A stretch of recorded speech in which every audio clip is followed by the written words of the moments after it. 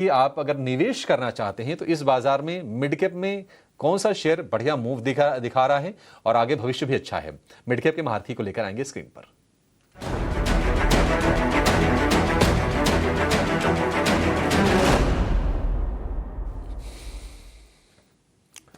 SBI capital securities के सनी अग्रवाल हमारे साथ जुड़ गए हैं। सनी, बहुत शुक्रिया आपका समय देने के लिए। बताइए आज कौन सा शेयर आपने चुना है? या गुड आफ्टरनून एवरीवन। आज मैंने सीमेंट सेक्टर से जेके लक्ष्मी सीमेंट को चूज किया है इन्वेस्टमेंट के तौर पर। बेसिकली इसे चूज करने के पीछे कारण ये है कि कंपनी ने काफी अच्छे नतीजे Q1 में पेश किए थे, जहां हमने देखा कि रेवेन्यू, EBITDA और पैट तकरीबन 11%, 40% और 165% बढ़ा था फर्स्ट क्वार्टर में। और at a current juncture company की जो सीमेंट कैपेसिटी है 1Q के एंड में 16.5 मिलियन टन की है।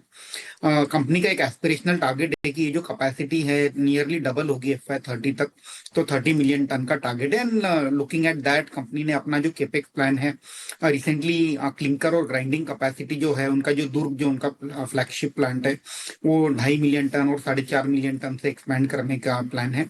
एट द सेम टाइम इनकी एक छोटी सब्सिडरी भी है उदयपुर सीमेंट वर्क, वहां भी हमने देखा था कि एक टर्न अराउंड परफॉर्मेंस ये क्वार्टर में कंपनी ने पेश किया था। हमारा ये मानना है कि आने वाले साल में FY26 में जो कंपनी है इनका जो सेल्स है 11% से ग्रो होगा and that will be close to 6,848 crore. EBITDA जो रहेगा वो तकरीबन 30% से ग्रो होकर 1125 करोड़ का नंबर रिपोर्ट करेगी।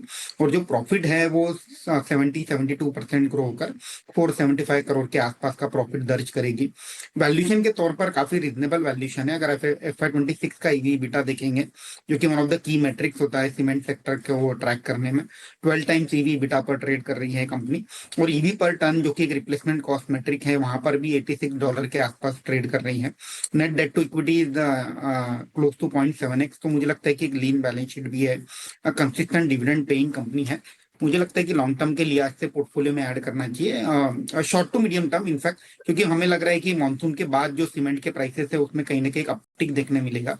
तो उसी के चलते हुए 1050 के टारगेट से जीके लक्ष्मी को पोर्टफोलियो में ऐड किया जा सकता है।